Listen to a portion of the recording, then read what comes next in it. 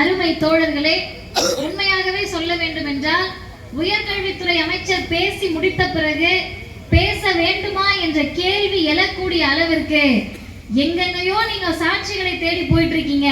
திராவிடம் என்ன கிழிச்சதுன்னு மேடையில ஏறி கேட்கிற, திராவிடத்தால் வீழ்ந்தோம்னு பேசுற, திராவிடம் என்ன செஞ்சுச்சு, பெரியார் என்ன செஞ்சாருன்னு மேடைக்கு மேடை கேட்கக்கூடிய பொய்யர்களுக்கு வாழ்நாள் சாட்சியமாக மேடையில் ஏறி கோபி செழியன் உயர்கல்வித்துறை அமைச்சராக மாறி இருக்கிறேன் என்று சொன்னால் அது இந்த திராவிடம் சாதித்தது என்பதை நன்றி உணர்வோடு சொல்லுகிறார்.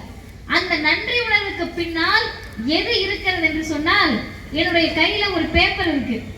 இந்த பேப்பர்ல பேசி முடித்து சென்றிருக்கக்கூடிய அண்ணன் உயர்கல்வித்துறை அமைச்சர் கோவி செழியன் அவர்கள் BA முடித்தவர். BA 3 வருஷம், MA 2 வருஷம், MPhil 2 வருஷம், அதற்கு பிறகு சட்டக்கல்லூரியில் 4 ஆண்டுகள், அதற்கு பிறகு முனைவர் பட்டம் 2 ஆண்டுகள், ஏறக்குறைய 13 ஆண்டுகள் படித்து பட்டம் பெற்ற முனைவராக அண்ணன் கோவி செழியன் அவர்கள் இருக்கிறார் என்று சொன்னால், ஏன் இவரோட படிப்பை சொல்லலாம், அவருடைய பேச்சாற்றலை சொல்லலாம், அவருடைய களப்பணியை சொல்லலாம், அவருடைய அரசியல் வாழ்க்கையை சொல்லலாம், அவருடைய நீண்ட நெடிய 35 ஆண்டு கால வாழ்க்கை பயணத்தை சொல்லலாம். ஆனால் அதையெல்லாம் சொல்லாமல் ஏன் அவர் படித்த பட்டத்தை சொல்றேன்னா ஒரே ஒரு காரணம் தான். டிகிரி முடித்துவிட்டு RSS உதவியால் ஆளுநராக வரக்கூடியவர்களுக்கு மத்தியில் 13 ஆண்டு காலம் படித்து பட்டம் பெற்ற உயர்கல்வித்துறை அமைச்சருக்கு தெரியாதது அல்லது உயர்கல்வித்துறை அமைச்சருக்கு புரியாததும் ஆளுநருக்கு புரிய போவது கிடையாது. இந்த மண்ணின் மைந்தராக இருக்கக்கூடிய உயர்கல்வித்துறை அமைச்சருக்கு தெரிந்ததை விட தமிழ்நாட்டு ஆளுநருக்கு தெரிவதற்கு எந்த செய்தியும் கிடையாது என்பதை தமிழ்நாட்டு மக்கள் ஆளுநரை நோக்கி கேள்வியாக எழுப்ப வேண்டும். இன்னைக்கு அத்தனை சிக்கல். அவர் உயர்கல்வித்துறை அமைச்சராக பதவியேற்ற நாளிலிருந்து ஓடிக்கொண்டே இருக்கிறார்கள். என்ன ஓட்டம்னு கேட்டீங்கன்னா அவர்களுக்காக அல்ல, உயர்கல்வித்துறையில் அத்தனை சிக்கலை கடந்த அதிமுக ஆட்சி செய்து வைத்திருக்கிறது. துணைவேந்தர்கள் நியமனத்திலிருந்து உங்கள் பிள்ளைகளுடைய உயர்கல்வி படிப்பு வரை அத்தனை சிக்கல்கள், அது அனைத்தையும் சரி செய்து சீர் செய்து உயர்கல்வியில் பொன்னான ஆட்சியை கொடுக்கக்கூடிய ஆட்சியாக திராவிட முன்னேற்ற கழகம் அமைய வேண்டும் என்பதற்காக நாள்தோறும் ஓடி உழைத்துக் கொண்டிருக்கக்கூடிய தமிழ்நாட்டின் உயர்கல்வித்துறை அமைச்சர் மாண்புமிகு மானமிகு அண்ணன் கோவி செழியன் அவர்களுக்கு அனைவரின் சார்பிலும் வாழ்த்துகளையும் பாராட்டுகளையும் தெரிவிப்பதற்கு கடமைப்பட்டிருக்கோம். நல்லா பாருங்க, இந்த கூட்டத்தை ஒரு விசித்திரமான கூட்டம். நேற்று நாங்க போனது விசித்திரமான கூட்டம். இதுவே ஆளுநரை பத்தி பிஜேபி காரவங்க பொய் சொல்லி இருந்தா அரங்கமே கைத்தட்டும். ஆனால் உண்மையை சொன்னால் குளிர்காலத்துல நமக்கு கை தட்டாம கையை கட்டிட்டு உட்கார்றதுக்கு தான் பல பேருக்கு பிடிச்சிருக்கு. அப்படி ஒரு விசித்திரமான கூட்டம் இது. இங்க மட்டும் இல்ல, டிசம்பர் மாசம் தொடங்கினதுல எல்லாமே விசித்திரமான கூட்டம் தான். அதுவும் பெண்கள் எல்லாம் அமர்ந்திருக்கிற கூட்டத்துல போய் திமுக கூட்டத்துல பேசுறதே டாஸ்க். அவங்களுக்கு நல்ல குளிருக்கு இறுக்கமா உட்கார்ந்து இருக்கிறாங்க. எதுக்கு கையை தட்டிக்கிட்டு, நம்ம கை தானே, நம்ம எப்பயாவது தட்டிக்கலான்ற மாதிரி உட்கார்ந்துருக்கீங்க அண்ணனுங்கெல்லாம். உங்களுடைய நம்முடைய திராவிட மாடலை பற்றி பேசுகிற போது நாம் தான் உற்சாகப்பட வேண்டும், நாம் தான் உச்சி முகர்ந்து தமிழ்நாட்டு முதல்வரை கொண்டாடி ஆக வேண்டும். அருமை தோழர்களே, ஆசிரியருடைய 92ஆம் ஆண்டு பிறந்த நாள் விழா. எல்லாரும் நிறைய சொன்னாங்க ஆசிரியரை பற்றி, அவருடைய அரசியல் வாழ்க்கை, 10 வயதில் பேச தொடங்கியவர் என்று எல்லாமே சொன்னார்கள். ஆனால் ஆசிரியருக்கு இருக்கக்கூடிய ஒரு தனி சிறப்பு என்ன அப்படின்னு கேட்டீங்கன்னா, தந்தை பெரியார் மறைந்தார் டிசம்பர் 24, நாளை மறுநாள் ஐயாவுடைய நினைவு நாள்.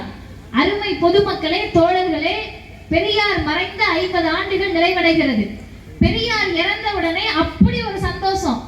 அப்பா இந்த பெருசு போயிடுச்சு, இனிமே பார்ப்பனர்களை கேள்வி கேட்க ஆள் இல்ல, ஆதிக்கவாதிகளை கேள்வி கேட்பதற்கு நாதி இல்லை, நம்முடைய கொட்டத்தை அடக்குவதற்கு இனிமேல் ஆள் கிடையாது, நாம் ஜாதிய திமிரோடு திரியலாம், பெண்களை அடிமைப்படுத்தலாம், மூட நம்பிக்கையை தலைவிரித்து ஆட விடலாம் என்று கொண்டாடி மகிழ்ந்தார்கள் பார்ப்பனர்கள். இன்னொரு பக்கம் தமிழர்கள் அழுதார்கள். ஐயாவுக்கு பிறகு எங்களுக்கு ஏது நாதி என்று தமிழர்கள் அழுதார்கள். அந்த இடத்தில் பார்ப்பனர்கள் பெரியாரே தேவலை போல இந்த அம்மா டைரக்டா வந்து ராமனை எரிக்குதுன்னு சொல்லக்கூடிய அளவிற்கு அன்னை மணியம்மையார் தந்தை பெரியாருக்கு பிறகு தலைமையேற்றார். மணியம்மையார் மறைந்த பிறகு இன்னும் மகிழ்ச்சி. பொதுவாகவே ஒரு அமைப்பு இருக்கு, ஒரு இயக்கம் இருக்குன்னா அது 2 தலைவர்களை தாண்டி நிற்பதுன்றது கடினம். ஏன்னா தோற்றுவித்த தலைவர் மறைந்து விட்டார். தோற்றுவித்த தலைவர் யாரை அடையாளப்படுத்துகிறார்களோ அந்த அம்மையார் மறைந்து விட்டார். அப்ப இவங்க எல்லாருமே போன பிறகு யார் வருவான்னு பார்த்தா நினைத்து பார்க்கவே நெகிழ்ச்சியாக இருக்கிறது. இன்னைக்கு எல்லாரும் சொல்றாங்க சின்ன வயதில் இவ்வளவு பெரிய பொறுப்புன்னு. ஆனா உண்மையிலேயே சின்ன வயதில் பெரிய பொறுப்புக்கு வந்தது யார் என்று சொன்னால் 23 வயதில் ஒரு 100 ஆண்டு காண இருந்த இயக்கத்திற்கு, இந்திய துணை கண்டத்திலேயே சட்டத்தை எரித்த ஒரு இயக்கத்திற்கு, இந்திய துணை கண்டத்திலேயே ஜாதியை ஒழிப்பதற்கு தோற்றுவிக்கப்பட்ட ஒரு இயக்கத்தின் பொதுச் செயலாளராக 23 வயதில் மாறியவர் தமிழர் தலைவர் ஆசிரியர் ஐயா வீரமணி அவர்களை தவிர யாரும் கிடையாது. அந்த தலைவர் தந்தை பெரியாரால் அடையாளப்படுத்தப்பட்டவர். பெரியார் இறந்துட்டாரு, மணியம்மையார் இறந்துட்டாரு, இனிமே யாருங்க இருக்கான்னு சொன்னா பேப்பர்ல எழுதுறாங்க. நம்ம சொல்ல வேண்டாம், பெரியாரே பரவாயில்ல போல இந்த வீரமணி பெரிய தலைவலி கொடுக்கிறாரு, கொடைச்சல் கொடுக்கிறாருன்னு சொல்லக்கூடிய அளவிற்கு இன எதிரிகளுக்கு, பார்ப்பனர்களுக்கு 92 வயதில் சிம்ம சொப்பனமாக இருக்கக்கூடிய எங்கள் தலைவருக்கு பிறந்த நாள். எங்கள் தலைவருக்கு பிறந்த நாள் அப்படின்னு சொன்னா நீங்க ஏதோ தீகாக்காரங்களுக்கு மட்டும் நினைச்சிடக்கூடாது. இன்னைக்கு நாங்கெல்லாம் பேசுறோம்ல, மதிவதனியாக இருக்கட்டும், இளமாறனாக இருக்கட்டும், இல்ல யாரா வேணா இருக்கட்டும், ஒரு இயக்கத்துல இளைஞர்கள் பேச வந்தாங்கன்னா மத்தவங்களுக்கு வயிற்றுல புளிய கரைச்ச மாதிரி இருக்கும். அது யதார்த்தம். ஐயோ இந்த பிள்ளைங்கெல்லாம் பேச வருதே, நம்மலாம் என்ன வருது அப்படின்னு மூத்த பேச்சாளர்களுக்கோ பெரியவர்களுக்கோ பயம் வரும். அது இயல்பு, யதார்த்தம். ஆனால் ஒரு இயக்கத்தில் யோசிச்சு பாருங்க, ஐயா ஜெயக்குமார் அவர்களுடைய களப்பணி என்பது நேற்றைக்கு உண்மையாகவே நான் வியந்து பார்த்தேன். மேடையில் சொல்லணும்னு நினைச்சேன்.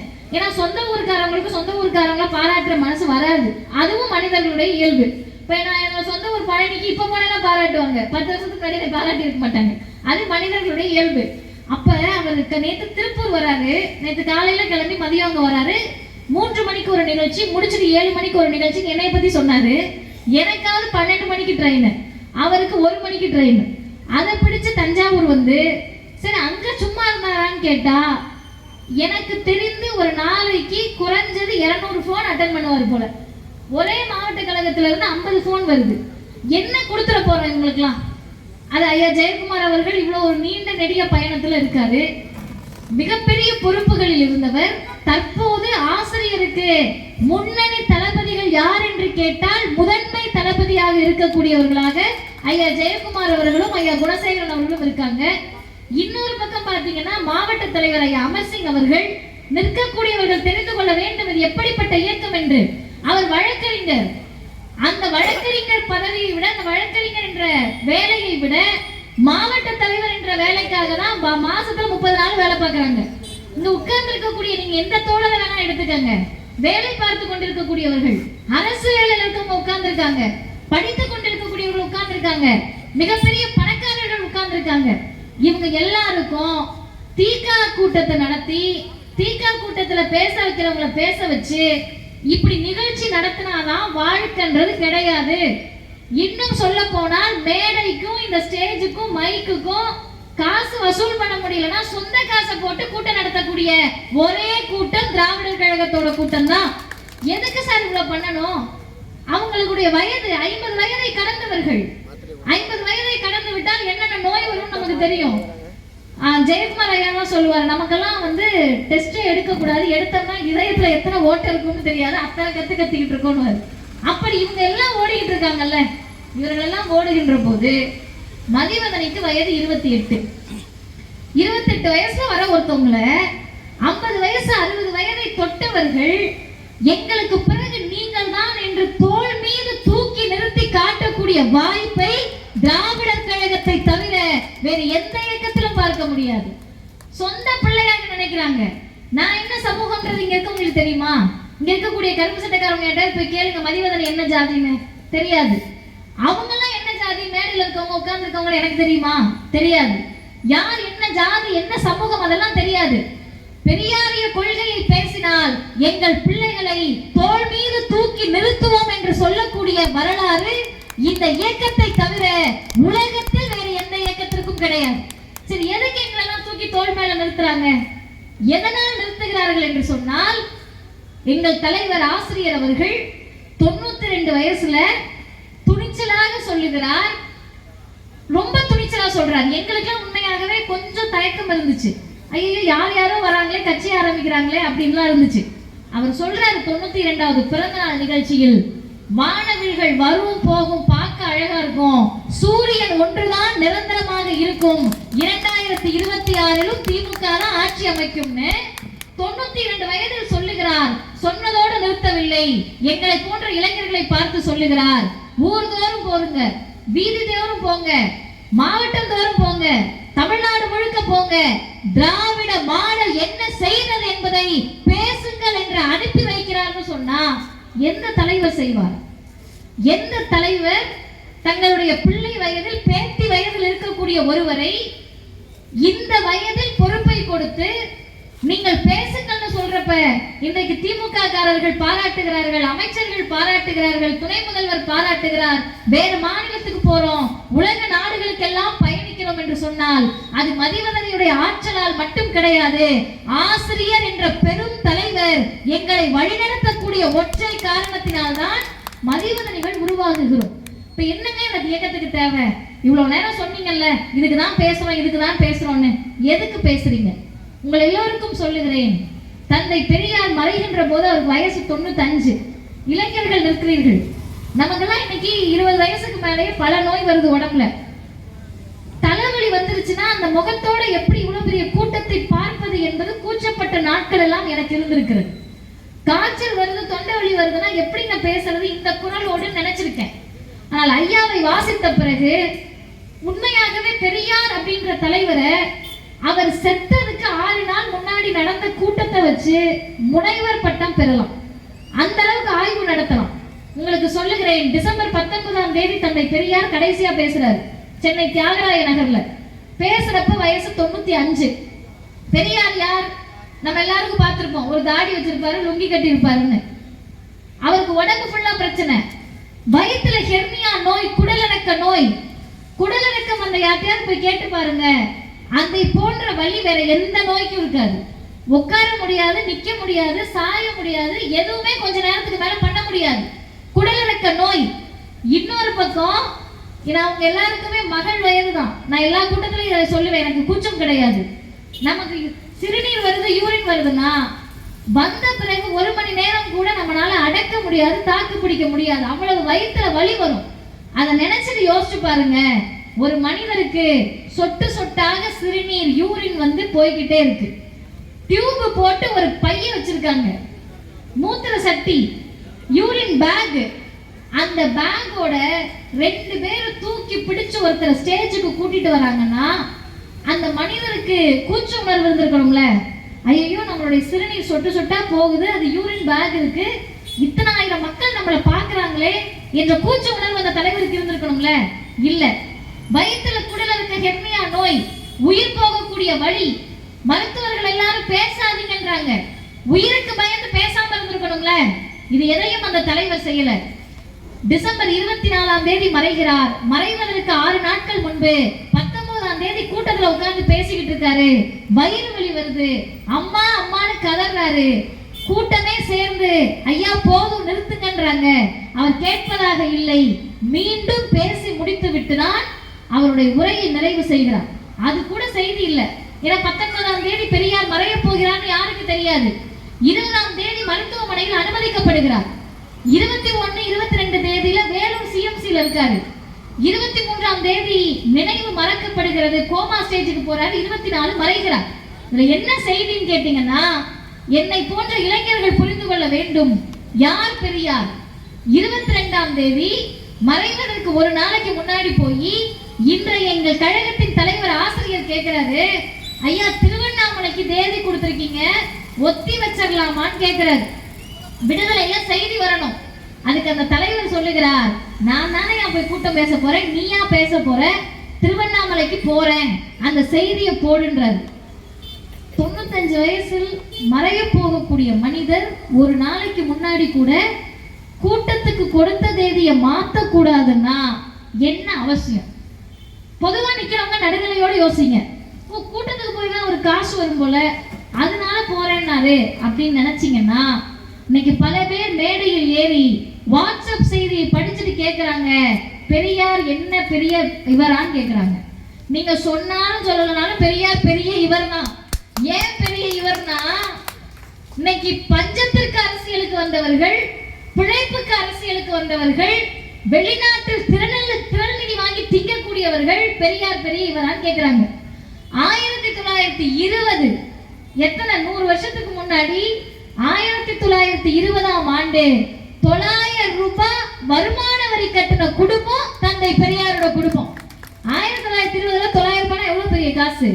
பெரிய செல்வந்தர் பெரியார். பார்ப்பனர்களுக்கு சோறு போட்ட குடும்பம் பெரியாருடைய குடும்பம். பண தேவை கிடையாது. அவருக்கு அடுத்த 5 தலைமுறை உட்கார்ந்து சாப்பிடுற அளவுக்கு சொத்து. எனவே தந்தை பெரியாருக்கு பணத்தை பற்றி கவலை இல்லை. சரி, பொருள் ஏதாவது தேவைப்பட்டுச்சான்னு கேட்டா, இருந்த பொருளை எல்லாம் இந்த தமிழ் மக்களுக்காக விட்டு சென்ற தலைவர் தந்தை பெரியார். சரி, பதவி வேணுமா? தமிழ்நாடு இல்லைங்க, இந்தியா இல்லைங்க, உலகத்திலேயே இங்க இருக்கக்கூடிய யாரும் என்னை தவறா நினைச்சுக்க கூடாது. கவுன்சிலர் சீட்டுனா கூட நம்ம விட மாட்டோம். அதுவும் மனித இயல்பு தான். அரசியலுக்கு வந்த பிறகு ஒரு பொறுப்பு நமக்கு முக்கியம். 29 அரசு பதவிகள்ல பெரியார் இருந்தார். பொது வாழ்வுக்கு வந்த உடனேயே, சுயமரியாதை இயக்கத்தை தோற்றுவித்த உடனேயே, என் பணி இந்த சூத்திர இழிவை நீக்குவதுதான் சொல்லி நம்ம எல்லாருக்காகவும், உங்க வீட்டு பிள்ளைகளுக்காக, தமிழ்நாட்டு மக்களுக்காக, பிற்படுத்தப்பட்ட, மிகவும் பிற்படுத்தப்பட்ட, தாழ்த்தப்பட்ட, ஒடுக்கப்பட்ட மக்களுடைய விடுதலைக்காக தான் வகித்த 29 அரசு பதவிகளை தூக்கி எறிந்து விட்டு வந்த ஒரே தலைவர் தந்தை பெரியார் மட்டும்தான். பணம் வேண்டாம், பொருள் வேண்டாம், பதவி வேண்டாம், என்னதான் உங்களுக்கு வேணும்? சாகிற வரைக்கும் பேசுனியே, எதுக்கு பேசுன என்று கேட்டால் ஆச்சரியமாக இருக்கிறது. அருமை தோழர்களே, வைக்கம் வெற்றி விழான்றோம். இப்ப இந்த மனிதர் என்னதான் ஒரு மூலையில ஓடி இருக்கும்னா சொல்றாரு, எனக்கு தேசப்பற்று கிடையாது. நீ என்ன ஆன்டி இந்தியன்னு சொல்லிக்க, ஆன்டி நேஷனல்னு சொல்லிக்க, என்னன்னாலும் சொல்லிக்க, எனக்கு தேசப்பற்று கிடையாது, எனக்கு ஜாதி பற்று கிடையாது, எனக்கு மதப்பற்று கிடையாது, எனக்கு மொழி பற்று கிடையாது.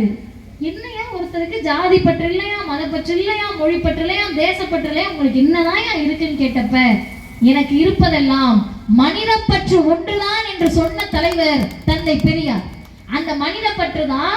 ஒண்ணு வேண்டாங்க, ஒரத்தநாட்டுல தான் எனக்கு போன் பண்றீங்க, இந்த மாதிரி ஒரு ஆர்ப்பாட்டம் நடத்துறோம் வந்துருங்கன்றீங்க. தீகாக்காரவங்க இல்ல யாரோ ஒருத்தர் போன் பண்ணி கேக்குறீங்க. முதல் கேள்வி நான் என்ன கேட்பேன், எதுக்கு ஆர்ப்பாட்டம் நடத்துறீங்க?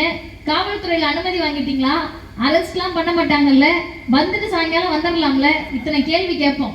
ஆமா தானே, இத்தனை கேள்வி கேட்போம். 2024ல கையில போன் இருக்கு, உடனே பேசலாம், எங்க இருந்தாலும் சொல்லலாம்.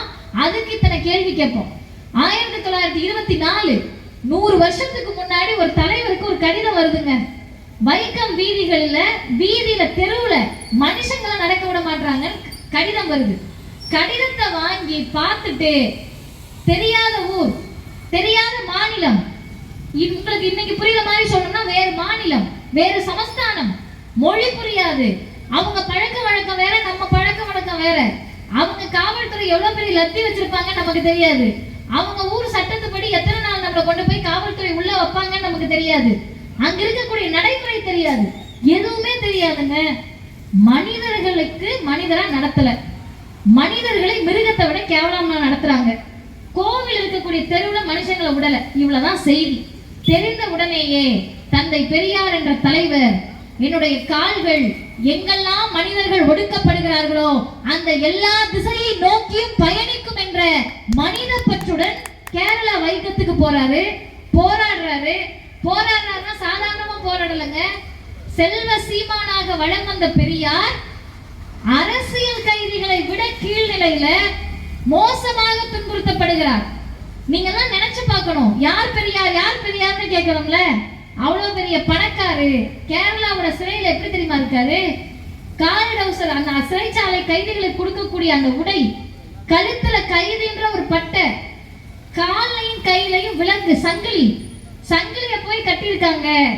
வைக்கத்தில் இருந்த தலைவர்கள் சொல்லுகிறார்கள், அருமை தோழர்களே, பொதுமக்களே, வைக்கத்தில் போராடியவர்கள் சொல்லுகிறார்கள், எங்கள் மண்ணுக்காக நாங்கள் அனுபவித்த சிறை கொடுமையை விட எங்கிருந்தோ வந்த இந்த ஈவே ராமசாமி அனுபவித்த கொடுமைதான் அதிகம். என்ன சார் அவசியம்? வைக்கம் கேரளால போய் தெரியுமா அவருக்கு 100 வருஷத்துக்கு பிறகு வைக்கம் நூற்றாண்டு விழா கொண்டாடுவாங்க. தமிழ்நாட்டு முதல்வர் போவாரு, கேரளா முதல்வர் வருவாங்க. ஏதாவது தெரியுமா அவருக்கு? எதுவும் தெரியாது. பெரியார் போனாரே வெற்றி பெற்றாரான்னு கேட்டா, தந்தை பெரியாருடைய எந்த போராட்டமும் வெற்றியடையாமல் தமிழ் மண்ணில் முடிந்தது கிடையாது. தமிழ் மண்ணில் மட்டுமல்ல, கேரளாலையும் அதான் நடந்துச்சு. வைக்கம் தெருக்கள் திறந்து விடப்பட்டது. நீங்க எல்லாரும் நியாயமா ஒரு கேள்வி கேட்கணும். ஏங்க, தெருவுனா அந்த ரோடு தானே, இந்த ரோட்ல நடக்கிறதுக்கே பெரியார் தான் போனமா அப்படின்னு கேட்டா, வைக்கம்ல மட்டுமல்ல, தஞ்சாவூர், ஒரத்தநாடு, கும்பகோணம், மயிலாடுதுறை எல்லா ஊர்லயும் அக்ரகாரம் இருக்கக்கூடிய வீதிகள்ல நம்ம நடக்க முடியாது. நம்மனா யாரு? நம்ம உடனே பெருமையா நினைச்சுக்க கூடாது. நம்ம பிசி எஸ்டி தான் நடக்க முடியாது போல, நம்ம எம்பிசி எஸ்டி தான் நடக்க முடியாது போலன்னு 2024 வாட்ஸ்அப் வந்ததுனால நம்ம ஆண்ட பரம்பரை. 100 வருஷத்துக்கு முன்னாடி நம்ம எல்லாம் சூத்திரர்கள் தான், யாரும் எதையும் ஆளல. அதுவும் இங்க சொல்லுகிற போது நீங்கள் சொல்லுவீர்கள், சோழ மண்டலம் அப்படியே காவிரி ஓடுது, நாங்க தான் அப்படியே பயங்கரமா இருந்தோம் அப்படின்னு சொல்லி. உங்களுக்கு ஒரே ஒரு செய்தியை சொல்றேன், தப்பா இருந்தா இறங்கின பிறகு நீங்க என்னனாலும் என்னை கேட்கலாம். பொன்னியின் செல்வன் படத்தை பார்த்துட்டு பல பேர் இங்க நம்பிக்கிட்டு இருக்கோம், பொன்னி நதி பார்க்கணுமே, கார்த்திக் குதிரையில வந்த மாதிரி தான் இங்க சோழ மண்டலம் செழிப்பா இருந்துச்சுன்னு. இருந்திருக்கலாம், பயங்கர செழிப்பா இருந்திருக்கலாம், பச்சை பசையில் இருந்திருக்கலாம், யார் யார் வீட்லயோ செல்வம் கொழித்திருக்கலாம். மன்னர்கள் ஆண்டது உண்மை, தமிழ் மன்னர்கள் ஆண்டது உண்மை, தமிழ் மன்னர்கள் செல்வ செழிப்பா இந்த மண்ணை வைத்திருந்தது உண்மை, சோழர் காலத்தில் கட்டடங்கள் கட்டப்பட்டது உண்மை, கோவில்கள் கட்டப்பட்டது உண்மை, பார்ப்பனர்களுக்கு வீடுகளை எழுதி கொடுத்தது உண்மை, பார்ப்பனர்களுக்காக ஊரை தானம் பண்ணது உண்மை. நமக்கு என்ன செஞ்சாங்க அப்படின்ற கேள்விய நீங்க பொறுமையா படிச்சு தெரிஞ்சுக்கிட்டு எங்களுக்கும் கூட்டம் போட்டு சொல்லலாம். ஆனா என்ன இப்ப கேள்வினா, அவ்வளவு செல்வ செழிப்பாக இருந்த சோழ மண்டலத்தில், அவ்வளவு பச்சை பசையில் இருந்த அந்த மண்டலத்துல ஏன் சார் ஒருத்தர் கூட படிக்க முடியாம இருந்தோம் அப்படின்னு கேட்கணும். அதுக்கெல்லாம் முன்னாடி நம்மை நாமே ஆண்ட பரம்பரைன்னு ஒருவேளை யாராவது நிக்கிறவங்க நினைச்சுக்கிட்டு இருந்தீங்கன்னா, யானை கட்டி போரடித்தது உண்மை, ஆமா. மணிகளாக நெற்களஞ்சியமாக இருந்தது உண்மை, ஆமா. எல்லாம் இருந்துச்சு. கப்பல் ஓடுனது உண்மை, அது ஓம் பேர்ல ஓடுச்சான்னு கேட்கிற மாதிரி எல்லாம் இருந்தது. நம்ம தாத்தா பாட்டன் பேர்ல இருந்துச்சா? நம்ம தாத்தா பாட்டனுக்கு 1 ஏக்கர் நிலம் இருந்துச்சா? நம்ம தாத்தாவுக்கும் பாட்டனுக்கும் பாட்டிக்கும் விவசாயம் பண்ணுவதற்கு சொந்த நிலம் இருந்ததா? 100 வருடத்திற்கு முன்பு சொந்த நிலம் வைத்திருந்தோம்னு சொல்லக்கூடியவர்களை இந்த இடத்தில் விரல் விட்டு எண்ணிடலாம்ல. ஏன் சார் சொந்த நிலம் இல்ல? அவ்வளவு செல்வ செழிப்பாக இருந்த மண்ணில் ஏன் பிற்படுத்தப்பட்ட, மிகவும் பிற்படுத்தப்பட்ட பட்டியலின பழங்குடியின மக்களுக்கு இடம் இல்லாம போச்சு, நிலம் இல்லாமல் போனது? இந்த கேள்வியை கேட்டவர் தந்தை பெரியார். இத்தனை கோவிலை கட்டினவங்க சோழ மன்னர்கள் ஒரு பள்ளிக்கூடத்தையாவது கட்டியிருக்க வேணாமாடா அப்படின்னு தந்தை பெரியார் கேட்டார். ஒருமையில் பெரியார் கேட்டார். ஏன் ஒருமையில் பெரியார் கேட்டார்? அவ்வளவு கோபம். எதுக்கு பெரியாருக்கு கோபம்? சுத்தி முத்தி பாக்குறாருங்க. படித்தவங்களே கிடையாது. இன்னைக்கு மேடையில ஏறினோடனே சொல்றோம்ல, நீங்க எல்லாம் நினைச்சுக்கிட்டு இருக்கலாம் மதிவதனி வந்து பேச்சாளர்னால பெருமையா கூப்பிடுறாங்க. அதெல்லாம் கிடையாது. படிக்காம இருந்ததுன்னா மேடையில கூப்பிட்டு பேச வச்சிருப்பாங்களான்னு தெரியாது. உண்மையாகவே அதுதான் நிலை. இன்னைக்கு உயர்கல்வித்துறை அமைச்சரை பற்றி சொல்லுகிற போது அவர் 13 வருஷம் படிச்சிருக்காருன்றோம். படிச்சவங்களுக்கு மரியாதை. ஒருத்தர் வராது தீகா கூட்டத்துக்கு 1 லட்சம் ரூபாய் டொனேஷன் தரேன், 1 மணி நேரம் பேச விடுனா விட்டுருவோமா? 9 மணி ஆயிடுச்சுங்க, அவர் வந்து 1 லட்சத்தை கொடுத்துட்டு 1 மணி நேரம் பேசலன்னா விட்டுருவோமா? இல்லைங்க, சிறப்பு பேச்சாளர் இருக்காருன்றோம்ல. இப்ப செய்தி என்னன்னா, பணக்காரர்களை இந்த மண் மதிக்கிறதா, படித்தவர்களை மதிக்கிறதா என்று கேட்டால் படித்தவர்களுக்கு தான் மரியாதை என்பதை மாற்றி காட்டிய இயக்கம் திராவிடர் இயக்கம். ஒரு காணி நிலம் கூட இல்ல அப்படின்னு தவிச்சுக்கிட்டு இருந்த மக்களுக்கு யார் நில உரிமையை கொடுத்தார் தெரியுமா? எந்த கலைஞரை மூச்சுக்கு 300 தடவை திட்டி தீக்கிறோமோ, எந்த கலைஞரை பார்த்து அவர் இவர் என்று பேசுகிறோமோ, அந்த கலைஞர் கொண்டு வந்த நில சீர்திருத்த சட்டத்தால் தான் தஞ்சை டெல்டா பகுதியில் இருக்கக்கூடிய ஏழை விவசாயிகளுக்கு சொந்த நிலம் கிடைத்தது. இல்லைன்னா நில உடைமையாளர்கள்ட்ட போய் நம்ம நிலைமை என்ன நீங்க எந்த ஜாதியா வேணா இருக்கலாம், பிற்படுத்தப்பட்ட மிகவும் பிற்படுத்தப்பட்ட யாரா வேணா இருக்கலாம். ஒரே ஒரு பிடி நெல்லுங்க, ஒரு பிடி நெல்லுன்னா கணக்கு யாருக்கா சொல்ல முடியுமா? சொல்ல முடியாது. இப்ப என் கையில எல்லாம் ஒரு பிடி நெல் கொடுத்தேன்னா குழந்தை கூட நீங்க சோறு தர முடியாது. ஐயா அமர்சிங் கையில கொடுத்தா கொஞ்சம் அதிகமா இருக்கும், ஐயனார் ஐயா கையில கொடுத்தா அதோட கொஞ்சம் அதிகமா இருக்கும். இப்போ ஒரு பிடி நெல்லுன்றது கொடுக்கிறவங்க கையினுடைய அளவை பொறுத்தது. அந்த ஒரு பிடி நெல்லுக்காக மாதம் முழுவதும் எலும்பு தெரிய தோய்ந்த நம்முடைய முன்னோர்கள் வாழ்ந்த மண்ணு தானே இது. மறைச்சிட முடியுமா வரலாற்றை? நில உடைமையாளர்கள் எவ்வளவு பெரிய கொடுமையை இந்த டெல்டா பகுதியில் நிகழ்த்தினார்கள், பண்ணையார்கள் எவ்வளவு பெரிய கொடுமைகள் நிகழ்த்தினார்கள். அத்தனை கொடுமைகளை அனுபவித்த போது கத்தி எடுக்கல, அருவாள் எடுக்கல, ரத்தம் சிந்தல. ஆனால் அமைதி புரட்சியாக ஏழை விவசாயிகளுக்கு நிலத்தை வழங்கி புரட்சி செய்த இயக்கம் திராவிடர் இயக்கமும் முத்தமிழறிஞர் டாக்டர் கலைஞரும் என்பதை யாராவது மறுக்க முடியுமா? இந்த இயக்கம் செய்த மாற்றம் அது. தந்தை பெரியார் தான் கேட்டார், இவ்வளவு பெருமை பேசுறியே, படிக்கலன்னு உனக்கெல்லாம் கூச்சமா இல்லையான்னு கேட்டாரு. நான் இதை இன்னும் கொஞ்சம் வெளிப்படையா கேட்கிறேன். இத்தனை பேர் நின்று கேட்டுட்டு இருக்கோம்ல, அப்பா அண்ணன் சித்தப்பா பெரியப்பான்னு எல்லாரும், உங்க எல்லாருக்கும் என்னங்க அதிகப்படியான ஆசைன்னு கேட்டா, இந்தியாவில் பிற மாநிலங்களில் போய் கேட்டீங்கன்னா, இன்னைக்கு காலையில் பொருளாதார அறிஞர் ஜெயரஞ்சன் சாரோட புத்தகத்தை வெளியிட்டு நான் பேசினேன். அந்த புத்தகத்தை படித்த பிறகு தெரிகிறது, ஒரே ஒரு நாள், 2 நாள், 1 மாசம் டிக்கெட் கூட நாங்க எடுத்து தரோம். யாரெல்லாம் திராவிடத்தால வீழ்ந்தோன்னு பேசுறியோ, பீகார்லயும் உத்தரப்பிரதேசத்திலையும் எங்க மோடி பிஜேபி ஆள்றாங்களோ அந்த மாநிலத்துல போய் 1 மாசம் இருந்துட்டு வேலை தேடு. உனக்கு 30 நாள்ல வேலை கிடைச்சு சோறு கிடைச்சிட்டா மேடையில் பேசுவதை நாங்கள் நிறுத்தி விடுகிறோம். ஏன் துணிச்சலா சொல்றேன் தெரியுமா? எழுதியிருக்காங்க அந்த ஆய்வுல, உத்தரப்பிரதேசம், பீகார், வடகிழக்கு இந்தியாவில இருந்து புலம்பெயர் தொழிலாளர்கள் இங்க அதிகமா வராங்க. அருமை தோழர்களே நல்லா கேட்டுக்கங்க, பஞ்சம் பிழைக்க வராங்க. அந்த புலம்பெயர் தொழிலாளர்களை நம்ம விரோதியா பாக்குறோம், ஏதோ ரொம்ப அவங்களுக்கும் நமக்கு முன்பகை மாதிரி பாக்குறோம். வரவங்களாம் என்ன சார் வேலை பாக்குறாங்க?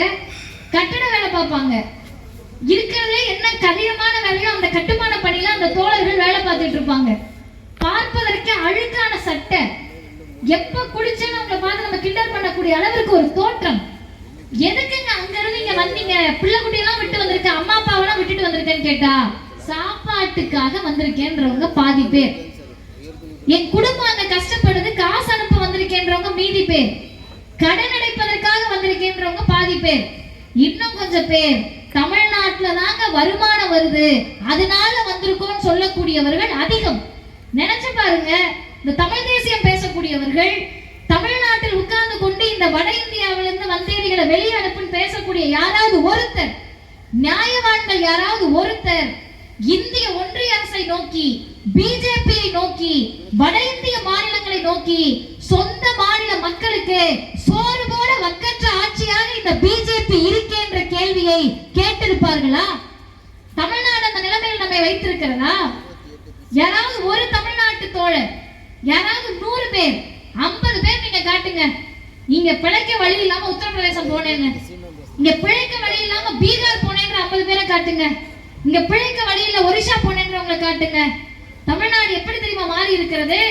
படித்திருக்கிறோம், பட்டம் பெற்றிருக்கிறோம். அமெரிக்கா போன்ற நாடுகள் யாருக்கு விசா முதல்ல தராங்கன்னா, சென்னை அண்ணா பல்கலைக்கழகத்தில் படித்த இன்ஜினியருக்கு தான் விசா கொடுத்து கூப்பிடுறாங்க. தமிழ்நாட்டு மாணவர்கள் எங்க போறோம்? அமெரிக்காவுக்கு போறோம், ஜெர்மனிக்கு போறோம், ரஷ்யாவுக்கு போறோம், ஆஸ்திரேலியாவுக்கு போறோம், சைனாவுக்கு போறோம். அவ்வளவு பெரிய உயர்ந்த பதவிகளில் இருக்கிறோம். அருமை தோழர்களே, நடுநிலையோடு யோசித்து பாருங்கள். பெரியார் இந்த மண்ணில் என்ன செய்தார் என்று சொன்னால், வட இந்திய மாநிலங்களில் பெரியார் இல்லாத காரணத்தினால் பஞ்சம் பிழைப்பதற்காக அந்த தோழர்கள் தமிழ்நாட்டை தேடி வந்து நம்மிடத்தில் திட்டு வாங்கிக்கிட்டு இருக்காங்க.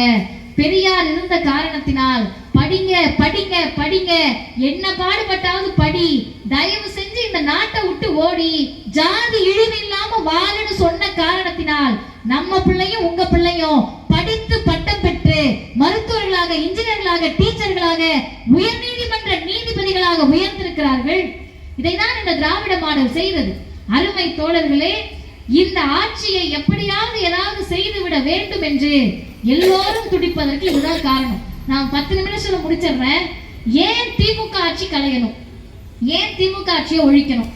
நேத்து கட்சி ஆரம்பிச்சாலும் திமுக ஆட்சி தான் ஒழியணும், நாளைக்கு கட்சி யாராவது ஆரம்பிச்சாலும் எழுதி வச்சுக்கங்க அவங்க கொள்கை திமுக ஒழிக்கணும் தான் இருக்கும். ஏன் திமுக ஒழிக்கணும்? ஒரே ஒரு காரணம் தான். திமுக ஒழிந்தால்தான் சமூக நீதி ஒழியும். சமூக நீதி ஒழிந்தால்தான் படிப்பு கிடைக்காது. படிப்பு கிடைக்கலனாதான் குப்பை சுப்பம் வீட்டு பிள்ளைலாம் டாக்டர் ஆகாம இருக்க முடியும். பார்ப்பனர் அல்லாத வீட்டு பிள்ளைங்க படிக்காம இருக்க முடியும். பிற்படுத்தப்பட்ட மிகவும் பிற்படுத்தப்பட்ட தாழ்த்தப்பட்ட வீட்டு பிள்ளைகள் அரசு வேலைக்கு வராம இருக்க முடியும். திராவிட முன்னேற்ற கழக ஆட்சியில இல்லாம இருந்தாதான் மீண்டும் பூணூலுக்கும் உச்சி குடிமைக்கும் நம்ம தலை வணங்கி அடிமை சேவகம் செய்ய முடியும். அப்ப மறைமுகமான அர்த்தம் என்னன்னா, ஆர்எஸ்எஸ் பிஜேபி எதை நினைக்கிறதோ அதை சாதித்து காட்டுவதற்காக கட்சி ஆரம்பித்துக் கொண்டிருக்கிறார்கள். அதுல நமக்கு ஒரு பிரச்சனையும் கிடையாது, யாருனாலும் கட்சி ஆரம்பிக்கலாம். எங்கள் தலைவர் ஆசிரியர் சொன்னாரு, கட்சி ஆரம்பிக்கணும்னா 2 நாயா தேவை. ஒண்ணு ஓட்டு போடுற வயசு வந்திருக்கணும், இன்னொன்னு புத்திசுவாதீனம் இல்லாம இருக்கணும்.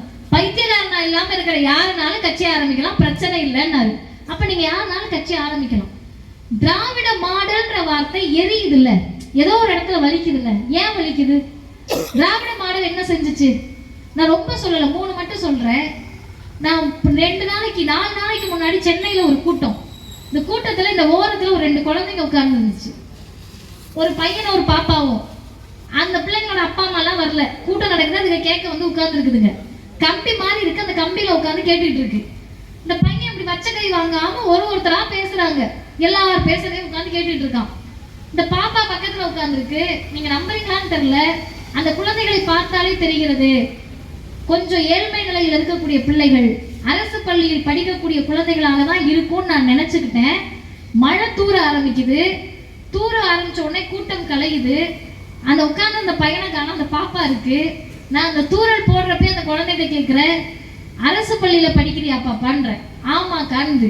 எத்தனாவது படிக்கிறேன்னு? 3ஆவதுன்னு. காலையில வீட்டுல சாப்பிட்டுட்டு போறியா இல்ல ஸ்கூல்ல போய் சாப்பிடுறியான்னு? ஸ்கூல்ல போய் சாப்பிடுறேன்னு. இதுல எல்லாம் என்னங்க ஒரு செய்தின்னு கேட்டா, காலை உணவு திட்டத்தை கொடுக்கறதுனால அந்த குழந்தை கொடுக்கிறது திமுக அந்த பிள்ளைக்கு தெரியாது. காலை உணவு திட்டத்தை கொண்டு வந்தவர் முதல்வர் ஸ்டாலின் அந்த குழந்தைக்கு தெரியாது. காலை உணவு திட்டத்தால் நாம் படித்துக் கொண்டிருக்கிறோம்னு அந்த குழந்தைக்கு தெரியாது. இன்னும் சொல்ல போனால் அந்த பிள்ளைக்கு ஓட்டு உரிமையே கிடையாது. அதை பற்றி இந்த ஆட்சிக்கு கவலை இல்லை. காலை உணவு திட்டத்தை கொடுத்ததுனால என்ன ஆச்சுன்னு கேட்டீங்கன்னா 2 நடந்துச்சு. ஒண்ணு, நம்ம பிள்ளைங்களுக்கு ஒரத்தநாடு பகுதியில அரசு பள்ளியில ஏழ்மையின் காரணமாகவோ வறுமையின் காரணமாகவோ நான் படிக்கல, என் பிள்ளை எப்படியாவது படிச்சணும்னு ஆசையில கொண்டு போய் அரசு பள்ளியில விடுறீங்கல்ல, அந்த குழந்தைகளுக்கு காலை உணவு திட்டத்தை தமிழ்நாட்டு முதல்வர் கொடுத்தால் டபுள் சாப்பாடு கக்கூஸ் நிரம்பி வழியுதுன்னு ஒரு பத்திரிகை எழுதுச்சு. எழுதின பத்திரிகை எது? எழுதியது யார்? ஆரிய தினமலர், பார்ப்பன திமிர் பிடித்த தினமலர்.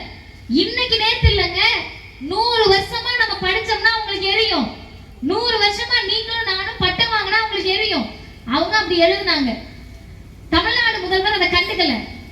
காலை உணவு திட்டத்தை அரசு பள்ளிக்கு மட்டுமல்லாமல் அரசு உதவி பெறக்கூடிய பள்ளிக்கும் சேர்த்து கொடுத்தாங்க.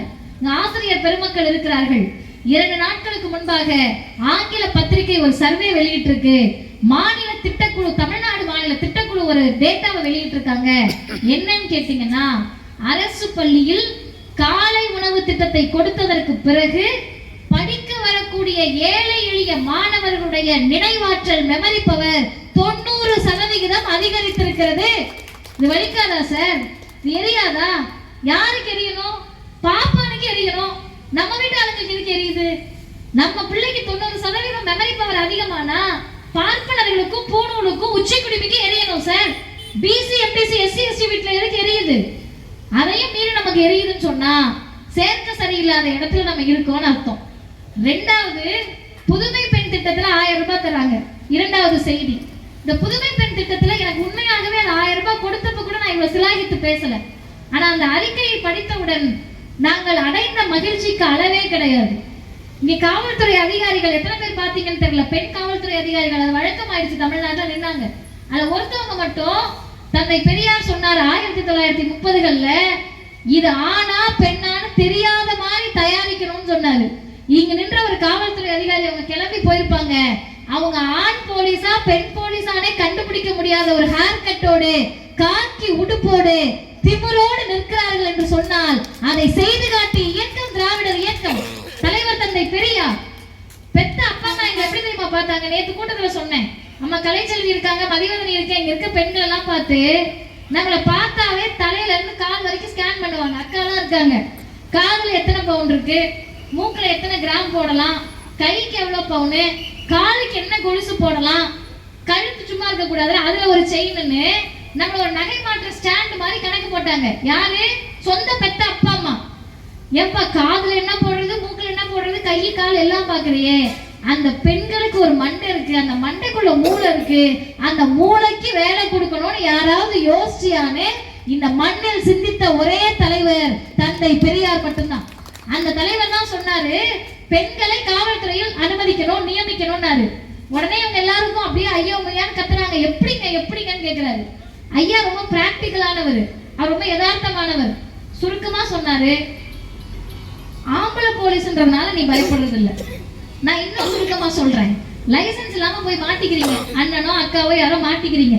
மாட்ட உடனே ஒரு போலீஸ் பிடிச்சி உங்களை நிறுத்துறாரு. நிறுத்தின உடனே லைசன்ஸ் எடுன்றாங்க. பெண் போலீஸா இருந்தா கொடுக்க முடியாதுமான்றோமா? எந்த போலீஸா இருந்தாலும் எடுத்து தானே காட்டணும். இப்ப எங்கள் ஐயா பெரியார் சொன்னார், ஆண்களுக்கு போடக்கூடிய காக்கி உடுப்பையும் கையில இருக்க லத்தியையும் வாங்கி பெண்களுக்கு கொடுத்தா அவங்களை எப்படி பயப்படுறாங்களோ அதே மாதிரி இந்த பெண்களுக்கும் பயப்பட போகிறார்கள் என்று பெரியார் சொன்னார். இன்றைக்கு காக்கி உடுப்போடு மிடுக்காக நிற்கக்கூடிய பெண்கள் தெரிந்து கொள்ள வேண்டும், சொந்த அப்பாவும் அம்மாவும் சமூகமும் நாம் காவல்துறையில வரணும்னு நினைக்கல. நினைத்த ஒரே தலைவர் இந்தியாவில் தந்தை பெரியார் மட்டும்தான். பெரியார் நினைத்து விட்டார், செய்வதற்கு யார் வந்தார்கள்? முத்தமிழறிஞர் டாக்டர் கலைஞர் வந்தார். தமிழ்நாட்டில் பெண்களை காவல்துறையில் நியமித்தார். இந்த வரலாறு இப்படியே முடிஞ்சு போயிடும் நினைச்சோம். பெண் பிள்ளைகளுக்கு திரும்ப திரும்ப கல்யாணம் பண்ணி வைக்க ஆரம்பிச்சிட்டாங்க. இந்த இன்ஸ்டால இப்ப என்ன ஃபேஷன் ஆயிருக்குன்னு கேட்டா, எப்ப கல்யாண வயசு வருமோ அடுத்த நாள் கொண்டு போய் கல்யாணம் பண்ணிட்டு ரெண்டும் சேர்ந்து ரீல்ஸ் போடுறதுதான் இப்ப இருக்க ஃபேஷன். இன்னைக்கு 18 வயசு முடியுது, அந்த பையனுக்கு 21 வயசு முடியுதுன்னா நாளைக்கு அவங்க 2 பேரும் யூடியூபர்ஸ். எங்க வீட பாத்தீங்களா, ஃப்ரிட்ஜ் வாங்கியிருக்கோம் பாத்தீங்களா, கார் வாங்கியிருக்கோம் பாத்தீங்களா, நாங்க 2 பேரும் கல்யாணம் பண்ணிக்கிட்டோம் பாத்தீங்களா, பேசக்கூடிய ரீல்ஸ் போட்டுட்டு இருக்காங்க. பார்க்க மனசு கஷ்டமா இருக்கு. பெண்களுடைய 18 வயதை, திருமண வயதை 18 ஆக்குவதற்கு இந்த மண் சந்தித்த போராட்டங்கள் எத்தனை தெரியுமா? பொம்பளை பிள்ளைய படிக்க வர வைக்க என்னென்ன பாடுபட்டாங்க தெரியுமா? எங்க அம்மா ஓய்வு பெற்ற தலைமை ஆசிரியர். ரொம்ப வருஷத்துக்கு முன்னாடிலாம் இல்ல, 15 வருஷத்துக்கு முன்னாடி நான் சொல்றேனே, பொம்பளை பிள்ளைங்களை கல்யாணம் பண்ணி வச்சிருவாங்க. நேத்துக்கு வரைக்கும் ஸ்கூலுக்கு வந்திருக்கோம், அடுத்த நாள் போய் பாப்பாங்க, டீச்சர் அந்த பிள்ளைய கூட்டிட்டு போயிட்டாங்க தாய் மாமா வீட்டுலன்றவங்க. இவங்க வேலையே என்னன்னா அந்த பிள்ளைய போய் தேடி கண்டுபிடிச்சு கூட்டிட்டு வந்து. இந்த செய்தியை நான் இன்னைக்கு எதுக்கு சொல்றேன்னா, காலையில் நூல் வெளியீட்டுக்கு போயிட்டு வீட்டுல போய் பேக் எடுக்க போறேன். எங்க அம்மா ஒரே மகிழ்ச்சியா இருக்காங்க, வீடெல்லாம் அப்படியே பயங்கரமா டெக்கரேட் பண்ணிட்டு இருக்காங்க. எதுக்குமா இந்த வேலை பாக்குறேன்னு கேட்டா, அவங்க கிட்ட 5வது படிச்ச பொண்ணு சென்னை ஐடி கம்பெனில வேலை பார்க்குது. மதியம் உங்களை வந்து பார்க்க வரேன் டீச்சர்னு சொல்லி இருக்குன்னு அந்த பொண்ணு வந்து எங்க அம்மாவை பார்க்க வருது. ஏன் தெரியுமா? எதுக்கு அந்த பிள்ளை 5வது படிச்ச பிள்ளை எங்க அம்மா வந்து பார்க்க வரணும்? எப்படியாவது அந்த குழந்தையை 8வதோடு படிப்பை நிறுத்திடணும்னு நினைச்சப்ப கிராமமாக சென்று எப்படியாவது உங்க பிள்ளைகளை படிக்க வச்சிருங்கன்னு சொன்ன ஆசிரியர்களை பெற்ற மண் தமிழ்நாடு, இந்த திராவிடர் இயக்க ஆசிரியர்கள். அதனால அந்த பிள்ளைங்க இன்னைக்கு உயர்ந்த பதவிக்கு வந்திருக்குதுங்க. இந்த ட்ரெண்டை மாத்தி இதுங்கெல்லாம் திரும்ப படிக்காம கல்யாணம் பண்ணிடுமோன்னு கவலைப்பட்டு இருக்கப்ப தமிழ்நாட்டு புதல்வர் புதுமை பெண் திட்டம் 1000 ரூபாய் தராது. இது என்ன பிரமாதம் கேட்டீங்கன்னா, அந்த அறிக்கையில் சொல்லுகிறார்கள், 1000 ரூபாயை வாங்கி என்னமா பண்றீங்கன்னு கேட்கிறாங்க சார். ஒரு பிள்ளையா வந்து சொல்லுது. அதுல பாதிக்கும் மேற்பட்டு ஏறக்குறைய 30% மேல பிள்ளைங்க என்ன தெரியுமா பதில் சொல்லுச்சு? போட்டித் தேர்வுக்கு தயாராவதற்கு புத்தகங்கள் வாங்க இந்த 1000 ரூபாவை பயன்படுத்திக்கிறோம். இன்னும் 50 வருடத்தில் தமிழ்நாடு காண இருக்கக்கூடிய புரட்சியை இன்றைக்கு நாங்கள் கண்களால் பார்த்து கொண்டிருக்கிறோம். காலை உணவு திட்டத்தில் 90% அதிகரிக்குது. பார்ப்பனர்களுக்கு தான் மூளை உடம்பு ஃபுல்லா இருக்குன்னா எனவே கதை பேச முடியாது. தமிழ்நாட்டு மாணவர்கள் உலகம் மெச்சக்கூடிய மாணவர்களாக உயர்ந்து கொண்டிருக்கிறார்கள். பெண் பிள்ளைகள் போட்டி தேர்வுக்கு படிச்சுக்கிட்டு இருக்கு. போய் சொல்லுங்க கல்யாணம் பண்ணி வைக்கணும்னு. இன்னும் 10 வருஷத்துல போய் கேட்டீங்கன்னா, எனக்கு கல்யாணம் பண்றதை விட காவல்துறை அதிகாரியாக தான் முக்கியம், வேலையை பார்த்துட்டு போன்னு சொல்லக்கூடிய அளவிற்கு தமிழ்நாட்டு பெண்களை உயர்த்தி கொண்டிருக்கிறார் தமிழ்நாட்டினுடைய முதல்வர் முத்துவேல் கருணாநிதி ஸ்டாலின் என்று சொன்னால் அந்த ஆட்சிக்கு பேர் திராவிட மாடல். இந்த ஆட்சியை காத்து நிற்க வேண்டும் என்று எங்கள் கழக தலைவர் ஆசிரியர் ஏன் சொல்லுகிறார் என்ற காரணத்தை மட்டும் நான் சொல்லி நிறைவு செய்கிறேன். ஆசிரியருக்கு வயது 92.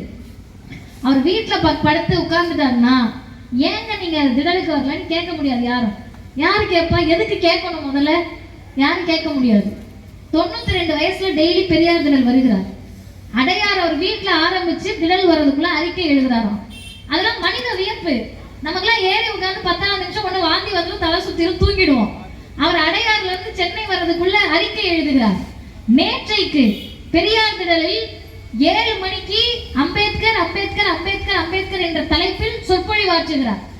7 மணிக்கு சொற்பொழிவாற்றுகிறாரே, 5 மணிக்கு என்ன பண்றாருன்னா 92 வயதில் இளைஞர்களை அமர்த்தி அம்பேத்கர் அம்பேத்கர் அம்பேத்கர் என்ற தலைப்பில் கண்டன ஆர்ப்பாட்டத்திற்கு தலைமை ஏற்று சொற்பொழிவாற்றுகிறார். எல்லாம் செய்றீங்களே, எதுக்கு செய்றீங்கன்னு கேட்டா துணிச்சலாக சொல்லுகிறார். அந்த துணிச்சல் யாருக்கு தெரியுமா வரும்? மனதில் உண்மையும் நேர்மையும் இருக்கக்கூடிய தலைவர்களுக்கு மட்டும்தான் இந்திய வரலாற்றில் அல்ல, உலக வரலாற்றில் அந்த துணிச்சல் வரும். அந்த தலைவர் சொல்லுகிறார், என்னைக்கு நான் சாக போறோம் தானே, யாருனாலும் சாக போறோம் தானே. இன்னைக்கு போகின்ற போதே விபத்து நடந்து செத்தாலும் செத்ததுதான். சாவை பற்றி கவலைப்படக்கூடிய ஒரு நல்ல கருஞ்சட்டை தோழர்கள். இன்னும் சொல்ல போனா, செத்துட்டோம்னா என்னை எரிச்சிடாத புதைச்சிடாத, மருத்துவ கல்லூரிக்கு கொடுத்துருன்னு சொல்லிட்டு சாகிறவங்க தீகாக்காரவங்க. அப்படி இருக்கின்ற போது எங்கள் தலைவர் ஆசிரியர் சொல்லுகிறார், உயிர் என்றைக்குனாலும் போகும்யா.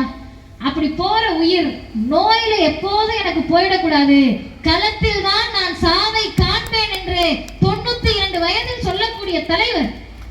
அவர் 92 வயதுல சொல்றாருன்னா அவர் உடம்புல ஓடுறது பெரியாரோட ரத்தம்.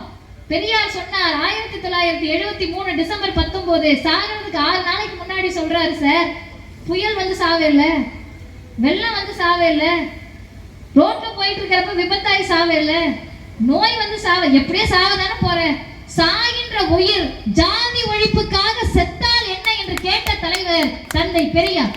அந்த தலைவரின் கொள்கை வாரிசாக எங்கள் தலைவர் ஆசிரியர் இந்த சமூக நீதிக்காக, சமத்துவத்திற்காக, சூத்திர மக்களுடைய இழிவை நீக்குவதற்காக, பிற்படுத்தப்பட்ட, மிகவும் பிற்படுத்தப்பட்ட, தாழ்த்தப்பட்ட, ஒடுக்கப்பட்ட மக்களுடைய சமூக நீதிக்காக சாகின்ற காலம் வரை உழைப்பேன்னு சொன்னா அதற்கான அங்கீகாரம் என்ன தெரியுமா? எங்கள் தலைவர் ஓடக்கூடிய ஓட்டத்திற்கு, உழைக்கக்கூடிய உழைப்பிற்கு எது தெரியுமா அங்கீகாரம்? கவுன்சிலர் சீட்ல கூட அவர் நிக்க மாட்டாரு. அப்ப அவருக்கு கிடைக்கக்கூடிய அங்கீகாரம் என்ன?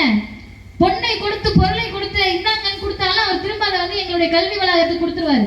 இப்ப என்னதாங்க இவருக்கு கொடுக்கறதுன்னு கேட்டா, தமிழ்நாட்டு முதலமைச்சர் சொன்னார் 2019, அப்போது அவர் முதல்வர் அல்ல, சேலத்தில் திராவிடர் கழகத்தினுடைய பவழ விழா மாநாடு நடக்கிறது. 2019 வந்து சொன்னாரு, எங்கள் பாதையை தீர்மானிப்பது பெரியார் திடலும் தமிழர் தலைவர் ஆசிரியரும். அது செய்தி இல்லைங்க. ஆட்சிக்கு வர்றதுக்கு முதல் நாள் வரைக்கும் இவர் தான் என் தலைவர்னு சொல்லுவாங்க. ஆட்சிக்கு வந்த பிறகு தலைவரை மாற்றுவார்கள். அது தமிழ்நாட்டினுடைய அதிமுகவுடைய வழக்கம், இன்னைக்கு இருக்க பல கட்சிகளுடைய வழக்கம். 2021 ஆட்சிக்கு வருகிறார். ஆட்சிக்கு வந்த பிறகு அவரோட ஸ்டேட்மெண்ட்டை மாத்திப்பாரு, நிலைப்பாடை மாத்திப்பாருன்னு நம்மளை விட பிஜேபி இலவுகாத்த கிழி மாறி திடல் வாசல்லே உட்கார்ந்துருந்தாங்க. ஐயோயோ, எப்படியாவது முதல்வர் இவர்கிட்ட இருந்து பிரிஞ்சுட்டா போதும்னு துக்ளக் பத்திரிகை கார்ட்டூன் வெளியிட்டாங்க. ஸ்டாலின் வீரமணி இடத்திலிருந்து தள்ளி இருந்தால் போதும்னு. எல்லாம் முடிஞ்சிச்சு. 2021 முதல்வராக மாறுகிறார், பெரியார் திடலுக்கு வருகிறார். எங்களை போன்ற இளைஞர்கள் எல்லாம் நீட் எதிர்ப்பு களத்திற்கு சென்று விட்டு திரும்பி வந்திருக்கிறோம். முதல்வர் முன்னிலை ஏற்கிறார், ஆசிரியர் தலைமையில் உரையாற்றுகிறார். தமிழ்நாட்டின் முதலமைச்சர் முத்துவேல் கருணாநிதி ஸ்டாலினாக இருந்து சொன்னார், எங்கள் பாதையை தீர்மானிப்பது தந்தை பெரியாரும் பெரியார் திடலும் தமிழர் தலைவர் ஆசிரியரும் தான் என்பதை முதல்வராக மாறிய பிறகும் சொன்னார். சரி, இதுக்கு பிறகு 2021 ஆட்சி வந்துருச்சு. அதுக்கு பிறகு உள்ளடி வேலை பார்க்கறாங்க, பிஜேபி அத்தனை வேலைகளை பார்க்கறாங்க, ஆட்சியே நடக்க கூடாதுன்னு நினைக்கிறாரு. மோடிக்கு நேரடி எதிரி யாருன்னு அரசியல் தளத்தில் கேட்டால் முதல்வரை சொல்லுகிறார், தமிழ்நாடு தான் உங்களுக்கு டஃப்பா இருக்கு. இதெல்லாம் காரணமா வச்சு இடி என்னென்னத்தையும் அனுப்புறாங்க, தீகா கிட்ட இருந்து விலகி இருந்தா பரவாயில்லன்றாங்க, கருப்பு சட்டை தான் டேஞ்சர்ன்ற மாதிரி பேசுறாங்க. முதல்வர் அவருடைய நிலைப்பாட்டை மாற்றிக்கொள்வார் என்று நினைத்த போது இதே தஞ்சை மண்ணில் தாய் வீட்டில் கலைஞர் என்ற நூலை வெளியிடுகிறார்கள் 2024 தொடக்கத்தில். அந்த மேடையில் வந்து தமிழ்நாட்டு முதல்வர் சொல்லுகிறார், இப்போது அல்ல எப்போதும் சொல்லுகிறேன், மிசா காலகட்டத்தில் என்னை தாங்கி இந்த ஆசிரியரின் கைகள் இப்போதும் என்னை தாங்கி கொண்டிருக்கிறது. எங்கள் பாதையை தீர்மானிப்பது தமிழர் தலைவர் ஆசிரியர் தான் என்று இப்போது முதல்வர் சொல்லுகிறார். ஏன் தாங்கி நிற்க வேண்டும்? திமுகவை ஏன் தாங்கி பிடிக்க வேண்டும்? திராவிட மாடலை ஏன் கையில வச்சுக்கணும்னா ஒண்ணுமே இல்லைங்க. திமுக வேண்டாம், திக வேண்டாம், இதெல்லாம் வேண்டாம்னா ஒன்னே ஒண்ணுதான் அதுக்கு அர்த்தம். திக வேண்டாம், திமுக வேண்டாம், திராவிட மாடல் வேண்டாம்னு சொல்றோம்னா என் பிள்ளைக்கு படிப்பு வேண்டாம், மாடு மேய்க்க அனுப்புறேன். என் பிள்ளைக்கு படிப்பு வேண்டாம், ஆடு மேய்க்க போட்டோம். என் பிள்ளைக்கு படிப்பு வேண்டாம், விவசாயம் பார்க்கட்டும். என் பிள்ளைக்கு படிப்பு வேண்டாம், ஜாதிய இழிவோடு பார்ப்பானுக்கு அடிமையா இருக்கட்டும். என் பையனுக்கு வேலை வேண்டாம், என் பொண்ணுக்கு வேலை வேண்டாம். இன்னும் சொல்ல போனால் புதுமை பெண் திட்டம் வேண்டாம், காலை உணவு திட்டம் வேண்டாம், தமிழ் புதல்வன் திட்டம் வேண்டாம், நான் முதல்வன் திட்டம் வேண்டாம். தமிழ்நாடு வேலை வாய்ப்பின்மை இல்லாத மாநிலமா மாற வேண்டாம். தமிழ்நாடு அமைதியா இருக்க வேண்டாம். பிஜேபி மோடி ஆளக்கூடிய மாநிலத்தை போல கலவர பூமியாக இருக்க வேண்டும் என்ற நினைப்புக்கு பெயர்தான் திராவிட மாடல் வேண்டாம் என்று நினைப்பது. ஆனால் நாங்கள் அப்படி கிடையாது.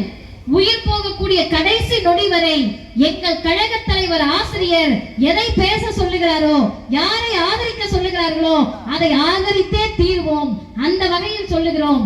தமிழ்நாட்டில் இருக்கக்கூடிய ஒரத்தநாடு பகுதி வாழ் பொதுமக்களே, இளைஞர்களே, மாணவர்களே, பெற்றோர்களே, உங்கள் பிள்ளைகள் படிக்க வேண்டும் என்று சொன்னால், நல்ல வேலை வாய்ப்புக்கு போக வேண்டும் என்று சொன்னால், வாழ்க்கை தரம் உயர வேண்டும் என்று சொன்னால், நீங்கள் நல்ல ஆட்சியில் கீழ் இருக்க வேண்டும் என்று சொன்னால், பாசிசத்தை ஒழிக்க வேண்டும் என்று சொன்னால், சமூக நீதி, சமத்துவம், பகுத்தறிவை காக்க வேண்டும் என்று சொன்னால், திராவிட மாடல் ஆட்சியை பாதுகாப்போம். தமிழ்நாட்டு முதல்வருடைய ஆட்சியை பாதுகாப்போம்.